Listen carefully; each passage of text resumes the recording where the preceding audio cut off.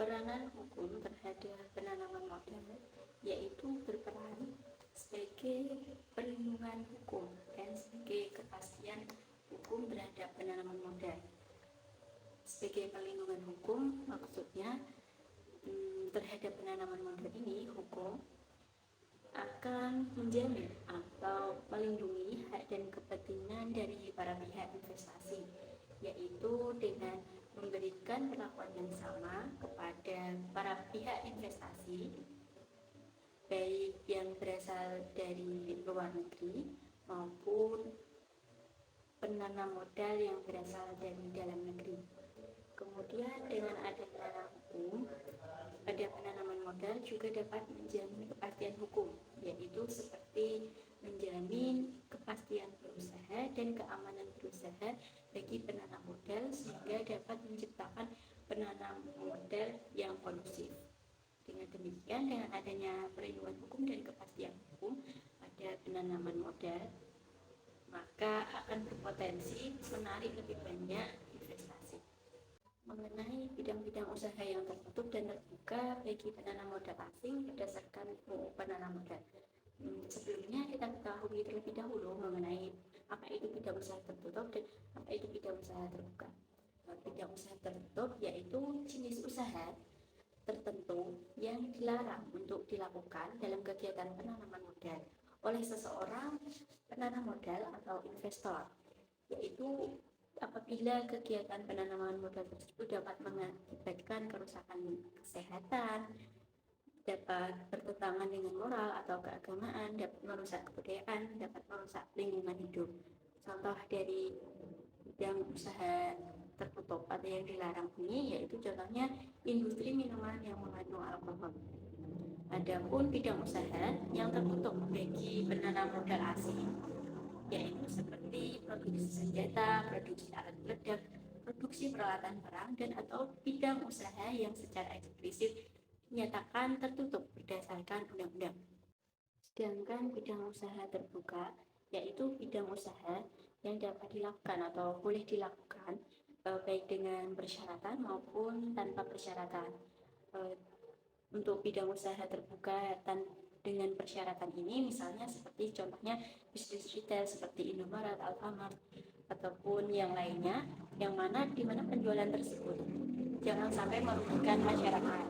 Sedangkan bidang usaha terbuka yang dilakukan tanpa persyaratan yaitu seperti bidang usaha yang dimungkinkan kepemilikan sahamnya 100% oleh asing seperti contohnya adalah restoran.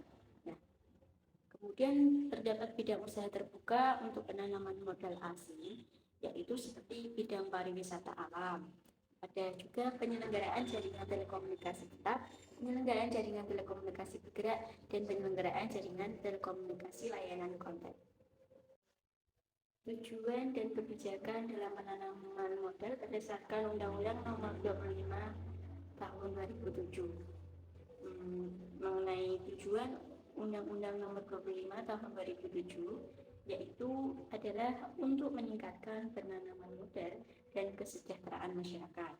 Adapun tujuan dari pengaturan penanaman modal yaitu untuk mengatur ketentuan mengenai kebijakan dasar penanaman modal untuk mendorong terciptanya iklim usaha nasional yang kondusif serta mempercepat peningkatan penanaman modal.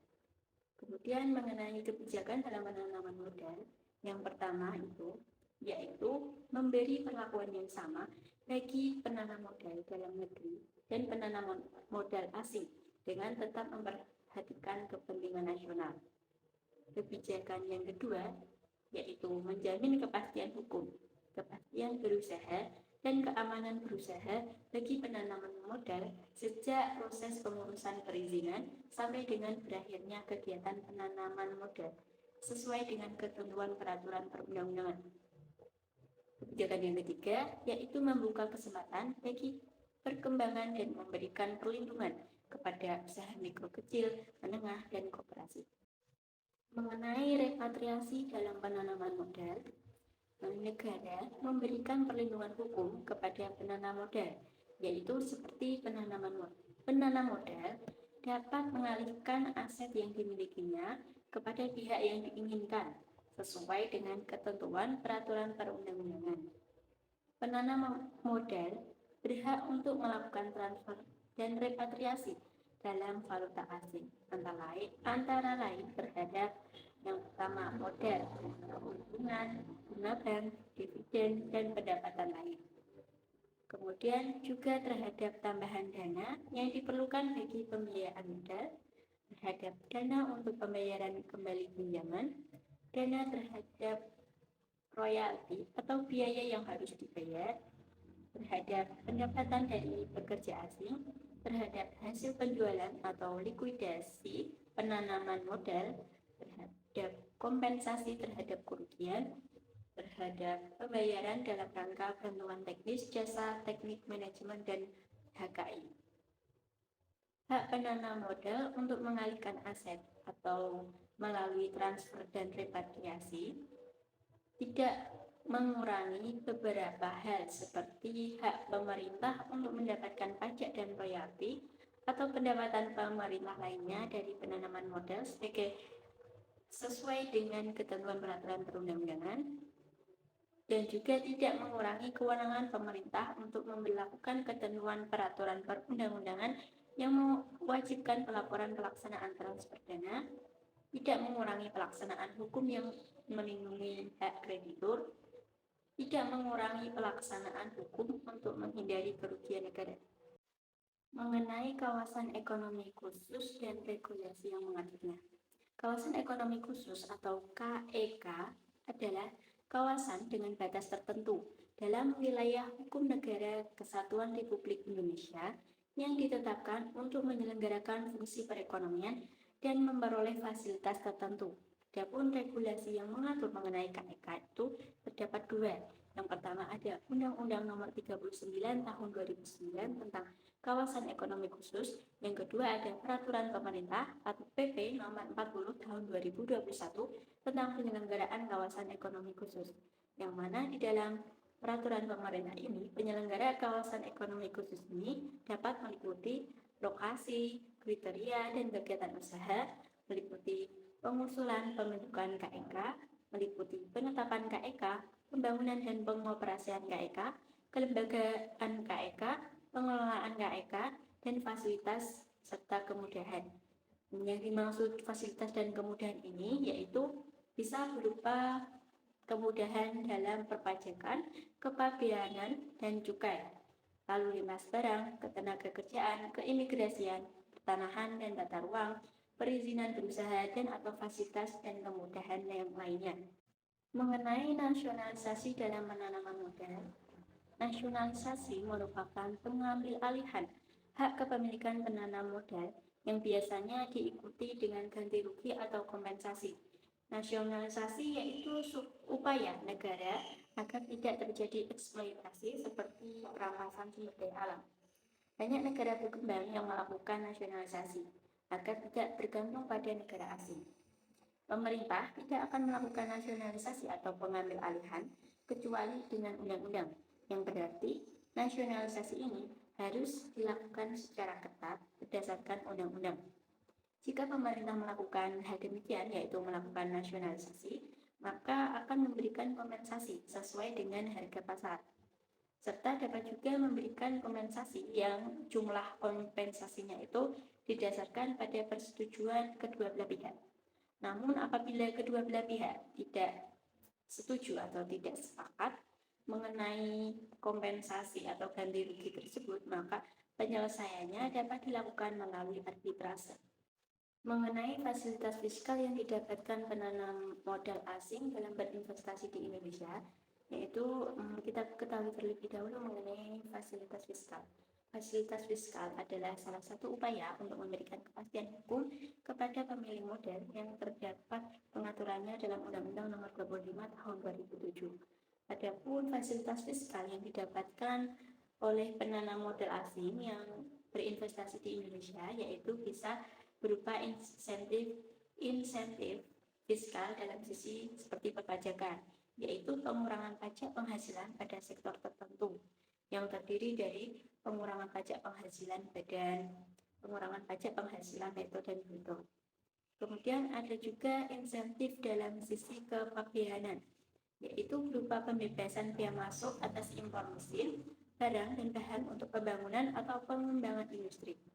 Kemudian di dalam Undang-Undang Nomor 25 Tahun 2007 tentang penanaman modal, fasilitas penanam modal yaitu berupa insentif fiskal ini dapat diberikan kepada penanam modal yang memenuhi minimal salah satu dari kriteria seperti menyerap banyak tenaga kerja, termasuk skala prioritas tinggi, termasuk pembangunan infrastruktur, melakukan alih teknologi, melakukan industri pionir, berada di daerah terpencil, daerah tertinggal, daerah perbatasan, atau daerah yang dianggap perlu.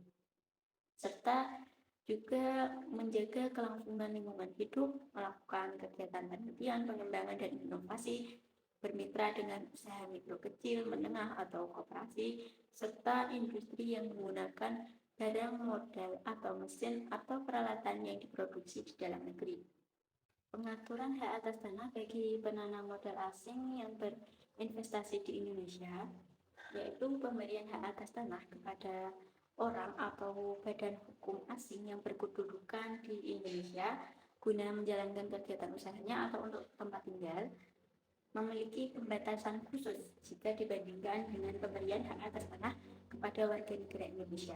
Adapun pengaturan mengenai hak atas tanah bagi penanam modal asing ini yaitu terdapat dalam Undang-Undang Nomor 5 Tahun 1960 tentang Peraturan Dasar Pokok-pokok Agraria atau UUPA, dan pada Peraturan Pemerintah Nomor 40 Tahun 1996 tentang hak guna usaha, hak guna bangunan, dan hak pakai atas tanah. Mengenai hak guna usaha, yaitu dapat diberikan dengan jumlah 95 tahun dengan cara dapat diberikan dan diperpanjang di muka sekaligus selama 60 tahun dan dapat diperbarui selama 35 tahun. Sedangkan hak guna bangunan yaitu dapat diberikan dengan jumlah 80 tahun, yakni dengan cara dapat diberikan dengan diperpanjang di muka sekaligus selama 50 tahun dan dapat diperbarui selama 30 tahun. Sedangkan hak pakai yaitu dapat diberikan dengan jumlah 70 tahun.